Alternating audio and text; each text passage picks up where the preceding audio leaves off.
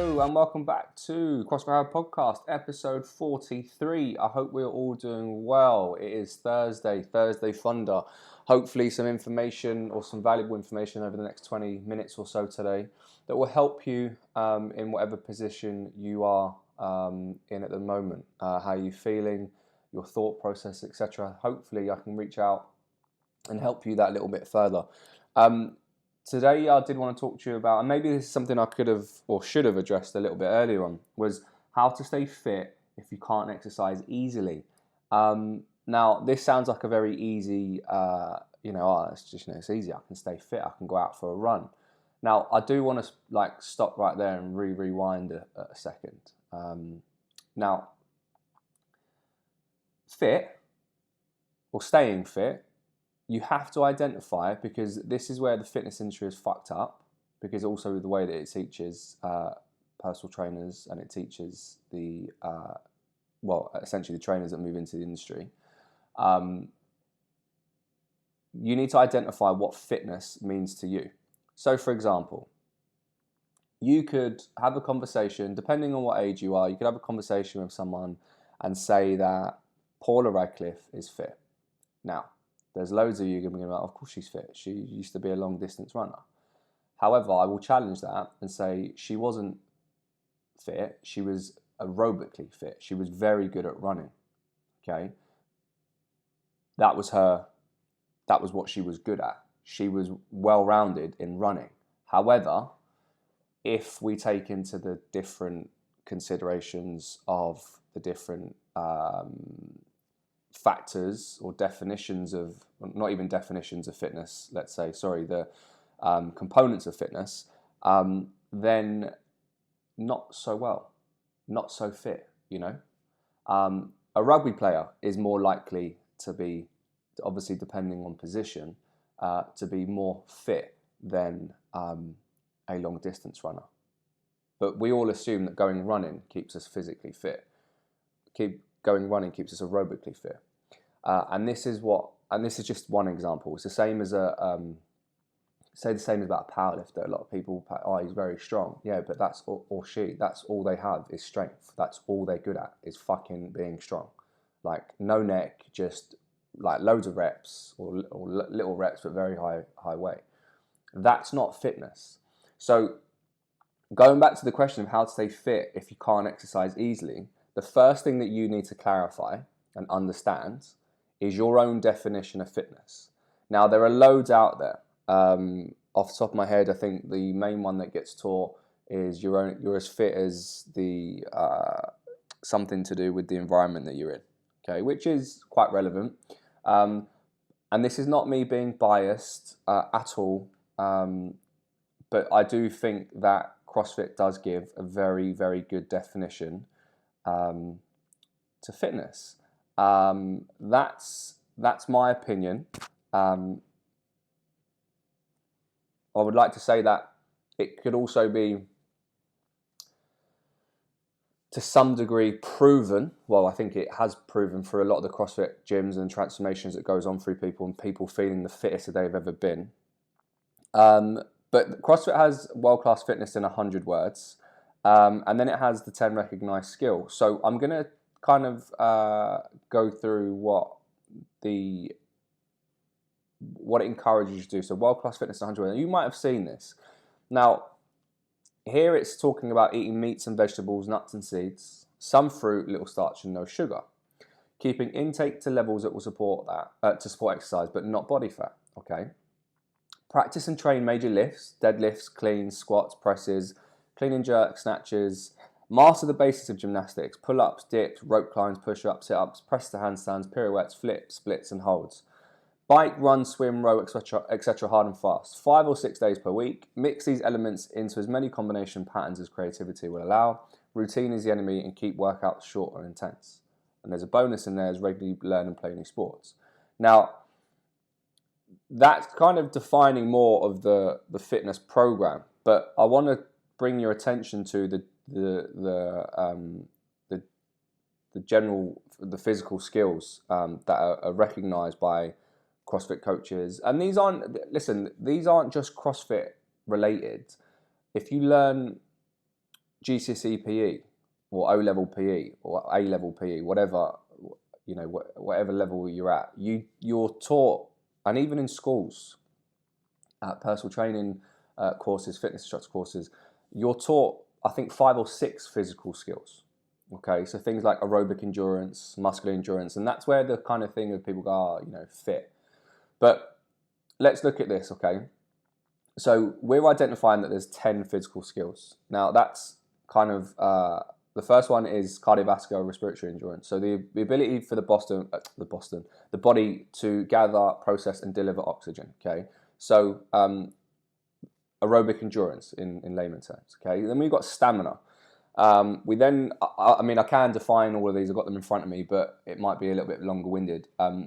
Strength, flexibility, power, speed, coordination, agility, balance, and accuracy. Now, let's take a power lifter, for example. Are they going to have, let's say if we rate them, and this is how I try to explain it to people, if you go from a scale of 0 to 10, 0 obviously being non-existent, 10 being, you know, you meet that criteria very, very well.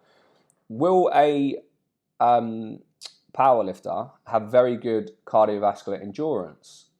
Probably not. It's definitely going to be below 5. Stamina, again, probably below 5. Strength, without question, 10.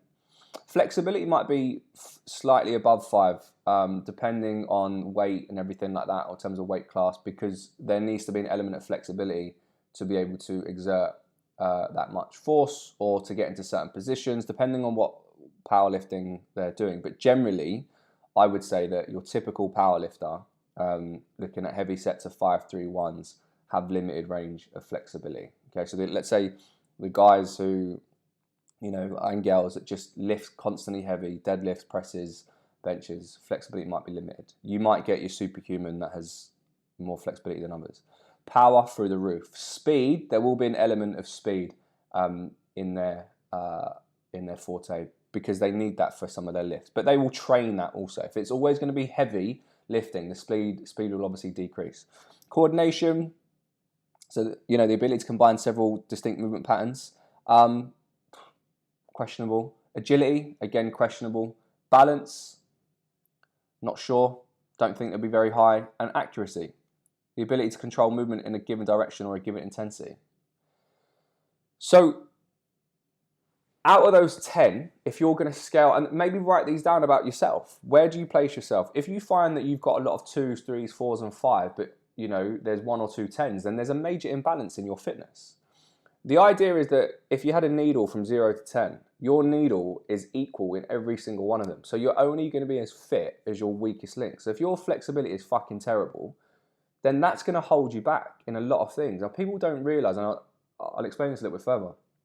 People don't realize that if you are inflexible, it will stop you from achieving a certain level of fitness. And some of you can go, well, how? You know, well, for the point I've just said, you are only as strong or as fit as your weakest link. So if your flexibility is dire and it's at a 1 out of 10, but your power is 10, your speed is 10, or you think it's 10, imagine how much more you would progress if your flexibility was as good as your speed or power. So it's limiting your capacity.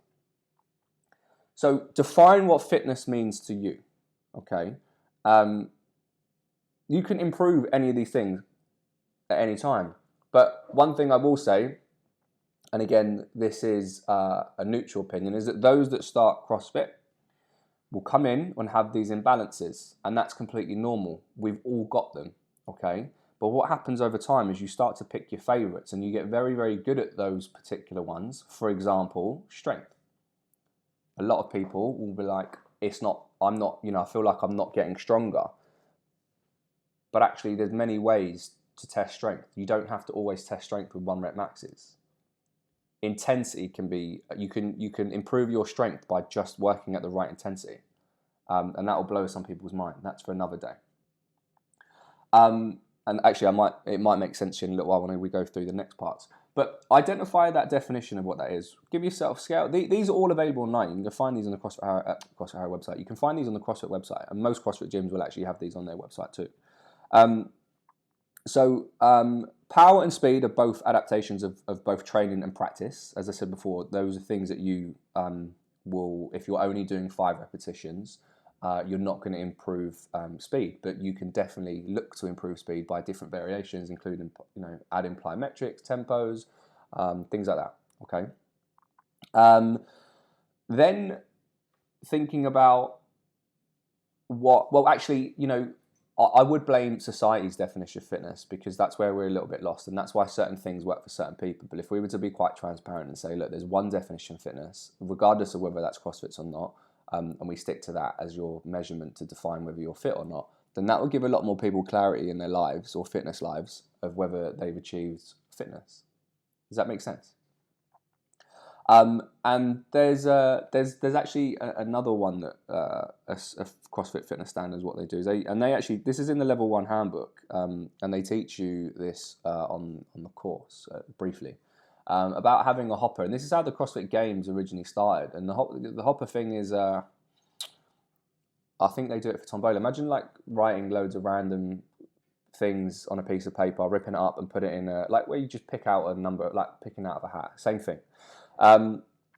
So there's no way that you can select things that are in your wheelhouse. They're just, you could write down anything from carrying logs up a hill to running 25k to rowing a 100-meter sprint to deadlifting your body. You could write anything in these. And that's fitness standard is essentially being able to perform, being well at any task imaginable. And that becomes a little bit more transparent or a little bit more obvious in classes if you are at a CrossFit box where you've got movements that are absolutely in your wheelhouse. And you're like, yeah, I love that. That's my WOD. Or you're sitting at home, you're like, I'm going to plan my week. And you look at the program and you go, yeah, that's me. Monday, I like Tuesday. Wednesday, I've got double unders, I'm not good at them. Or I've got to do handstands, I'm not so good at them. I'll take a rest day Wednesday. Or there's running in the WOD and you think it's going to rain and you think your skin's not waterproof, so you won't go in. So the hopper element is being able to do anything and not cherry pick. Okay, all these movements get thrown into a hat. You pick out one, and you can even throw rest periods, reps, the number of exercises, the sets, the time frame, whatever you want to put in, and pick those out. And that is actually how the first CrossFit Games started. That was literally how it started. Now, one thing I will say, once you've defined what fitness means to you and got your definition, is identifying how much time you have. Okay, because if you can identify how much time you have and you've got your understanding of what fitness means to you, you can plan a lot better and more effectively, okay, to help you improve your fitness or stay fit if exercise isn't as accessible. Because once a lot of people, that's one of the most biggest barriers to people exercising. I don't have the time. Or fuck me, with 9 months, nearly 12 months from when we went into lockdown, if you haven't got the time by now, you will literally never have the time. And I mean that. You're just someone who likes to talk about being fit but doesn't actually want to do the work, but will happily talk amongst friends of the one time that you ran 5k. Like, put your money where your mouth is, make time. Should that be you? Because you make time for other things that are less important. It's funny that a lot of us have time to watch series and series and series of shit on TV, of Netflix, but can't make time to better our health. Identify how much time you have. What is your definite fitness? Fitness. Can't talk today. And then the next thing to think about is what equipment do you have? What access do you have to equipment? Now, and I said this in a few podcasts, maybe this is the gym industry's fault that we've taught people to rely on certain things. Like, you have to rely on a pull-up bar, you have to rely on a barbell. Now, yes, it does create different stimuluses, but given the situation that you guys are in and we are all in at the moment, what do you have right now to stay as fit as you can with regards to those 10 physical skills? How can you stay as fit as possible? Not, I don't have a barbell, I can't do that. Not, I haven't got pull-ups, I'm not going to bother doing that. No, let's not focus on what you can't do. Let's change our mindset. Let's look at the things that we can do, and let's do that. Because if you focus on the things that you can do, magic happens. You start to believe in yourself. You start to become motivated because you've done something and it's worked and you've got a good feeling out of it, and you replicate that. You want to replicate that. Okay. Now, one other thing is how to stay fit if you can't exercise easily. We've got time. We've got your definition of fitness, the equipment that you have, and what's available to you. The next one that I do want to talk to you about is, do you understand fitness? Or are you this person that just goes onto Google and thinks that you can do it yourself, or follow some absolute incompetent dickhead on social media, and you've got fucking band tied around your knees, a fucking headband on, band on your wrists, you've got bands in between your legs, and you are using 1 kilo dumbbells to do shit with. Like, I'm going to go off on a little bit of a tangent here, but I have to get this out because it's actually been bothering me for the last few days. I was having, the other day I spent about 30 minutes, and I tend to weekly spend an allocated time on social media looking at new creative ideas for the gym, looking at new things that we can interpret differently, and potentially network, comment on things and see where it leads to. One thing that became so apparent is the amount of people on the internet that are working out with like 0.5 kilo dumbbells and 1 kilo dumbbells. Like, what? And like women and men, like, what is that about? You are no wonder that you can't achieve what you want out of your fitness goals for being at home, because you're doing it fucking wrong. Pick up a tin of beans. It's the same thing as your 1 kilo dumbbell. Why, I just don't get it. Making it look so hard. I actually watched the video and I couldn't stop laughing, but I was so angry at the same time. Like 15 reps, 12 reps, and we've got a band around your knees, and you're doing shoulder presses as you're walking. Like, what are you doing? If you see that stuff, you need to start reporting it as spam, because it should not be out there, because those people that have no confidence to go to the gym, that is exactly why they don't have no confidence, because they see they see challenging stuff, they see this stuff, they see other things, they see promotions of people doing shit, and they just don't know what the right thing to do is. Why don't we put out the right information there? Why don't people realize that if we put the right information out there, the world would be a better place, and people would actually be a lot happier, people would achieve things that they want to achieve, rather than so many fads and misconceptions and bullshit just for shit people to make money. Where have we got to? Anyway, my point is, do you understand nutrition? Fitness, not nutrition. That's another topic.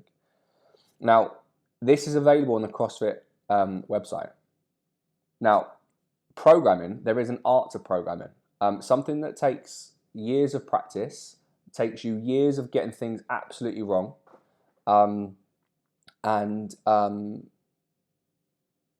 You do eventually get better at it. I feel that I've got a lot better over the last few years, but I still get things wrong. I still test, even now, testing workouts for the gym, still get some wrong. But you always learn. Now, it's trying to identify what kind of you want from your workout, but this is straight off the CrossFit website. There are 3 metabolic pathways that provide energy for human action. Okay. Now, some of you may be aware of this. You've got your phosphagen pathway, which is also known as phosphocreatine. Okay, and this is where the whole buying creatine thing comes from. Now, that doesn't last very long. That's like your strength stuff, your 1 rep maxes, your 3 rep maxes, like up to 6 to 10 seconds, something like that. Okay, that's like high power, short duration. I'm then going to go the other side, and you've got the kind of your aerobic pathway, your oxidative pathway. Okay, which is long duration and not so much power. Okay, so long distance running. But then you've got one in between, and it's glycolytic or lactate pathway. Okay, and that is your workout that is generally, something along the lines of 6 minutes to 12, maybe 15, and it's the hard workouts. Okay. The ones that you feel like you're going to throw up. That's where you get the intensity. So the first one dominates the high-powered activities. Okay, it's no more than 10 seconds. The second one, the glycolytic / lactate, dominates the moderate powered activities, several minutes, no more than 12, 15. And that's where a lot of CrossFit programming workouts are done, around that mark, the two movements, 3 movements in between that. AMRAP 10s, 12s, 14s maybe, 3 rounds of time, 5 rounds of time, that kind of stuff. Okay, and then the last one, as we know, is a low powered activity. Okay, that one lasts in excess of several minutes. Now, this is word for word straight off the CrossFit website. Total fitness. The fitness that CrossFit promotes and develops requires competency and training in each one of these 3 pathways or engines. Balancing the effect of these 3 pathways largely determines the how and why of metabolic conditioning or cardio that we do at CrossFit. Okay, so if you favor someone, if you're someone who favors strength training, you're not going to be very good at the things that are long distance or long duration. And equally, if you're someone who favors the long distance stuff, you're not going to be someone who's very good. You're not going to be very strong usually. Okay, now there are obviously variations of superhumans. So it's trying to find that common ground and ensuring that your fitness is the broadest and most general way of being tested all the time. And that's why I asked, do you understand fitness? Because are you someone that just finds workouts online and you think, oh, I'm just going to sweat today. I just want something that's going to make me sweat, and that's hard. I found it hard, so that means it must be good for me. That's not necessarily the answer. And I don't know why we're led to believe that that actually is. And maybe that's something that the fitness industry taught from a long time, or for a long time. I don't know. And that's why the biggest things I say to people is like, ask for help. If you don't know, ask for help, because there is someone out there that will help you. Whether there's a price attached to that, whether they'll help you for free, it doesn't matter, but someone out there will help you. I don't know, and I think this is also maybe a bad thing of CrossFit, and this might not go down well with some people, but like, people make up workouts, that are just, because they feel like it, and then everyone does them, and you're like, but why are you destroying yourself like that? That's not the sign of a good workout. Think back to why you got into fitness. It was probably to reduce your body fat, feel better about yourself, look good naked, and start to feel physically fit. Why would you just make up shit just because you start sweating? Why is sweating a sign of you working out hard? It's not. It's not. Like, we should be past this point. So how do you stay fit if you can't exercise easily? We've identified time, or finding out how much time you've got. We've identified that what's your definition of fitness. Establish that first. You have to establish that first, because otherwise you're doing it all wrong. Okay?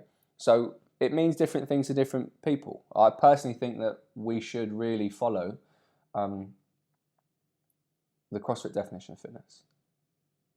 My opinion. Find out what equipment you have. What resources have you got available? Because then you can make an action plan with the resources, or a program, the resources that you've got, the equipment you've got, the time that you've got. And now you're understanding the 10 physical components and where you lay with them. And that's how you can improve your fitness. Intensity. Be impressed with someone's intensity, not their volume. So we all think training for 2-3 hours a day is like the best thing to do. And probably some of you are doing this now. You're probably doing multiple workouts now, and you're like, oh, I feel sluggish, or I'm not feeling great. Intensity is far more important than volume, because not a lot of people can work out in that. You remember we were talking about the pathways? In that lactate pathway in the middle between the two, for that 8 to 12 minute mark, and be efficient at that. I mean, we can all do it, but how well can we do it? And that's why intensity is where you can really improve your fitness. As I said before, through intensity, you can improve your strength. I've tested that with the gym. We've gone through programming periods of time where we haven't done any maximal lifts. We haven't been at 100%, 90%, 80%. We've stayed around the 65, 70, maybe 75%, but we're working for certain time frames, and certain movements and blending those movements together in a certain capacity and wanting you to do certain things. So when you do go to retesting, you know, you're like, wow, I'm stronger than I was before, but I haven't done any strength training. That's because you were able to get intensity out of your workouts. That's because program was effective. Not because it's magic and, you know, you've been reading something online or, you know, whatever. It's not, there's not magic. There is an art to it. And it happens all across CrossFit gyms. You know, that's why it is so important that when you're training, whether you're training at home or you're training back in the gym, you need to find effective scaling options that work for you. We all kind of want to jump ahead and go, well, I want to do pull-up with 6 bands because I want to do pull-ups in the workout. But by the time you put your foot in those 6 bands, your heart rate's dropped to below, 80 beats per minute. You only need to do 4 reps. It's taking you 35 seconds to do the 4 reps. No intensity. Takes you another 30 seconds to get your foot out of that band. Intensity is the key. Intensity is how you stay fit if you can't exercise easily, along with the things that we just discussed about. Fitness isn't confusing. Getting fit shouldn't be confusing, and it is relatively easy if you keep, to some degree, your head focused and not listen to all the shit that is out there, because it will absolutely confuse you, and you'll see someone do 4 hours work of training a day and you think, because they're doing 4 hours work of training and they're in great shape, that means I have to do that. No, you don't. Let's find out their longevity of fitness. Are they going to be doing this for the next 25 years? Maybe not. We have to remember that CrossFit is a new sport in comparison to the other sports that are out there. So if you look at the likes of the originals, OGs of CrossFit, Froning, Kalipa, people like that, if I'm not mistaken, they're only like 33, 34. Like, they started it early 20s. That's only been like 10, 12 years that they've been doing it. We don't know what they're going to be like at 60. Now, it all looks fantastic that they're in great shape now, and I'm just being realistic here. And yes, they're elite levels, that their life is revolved around that.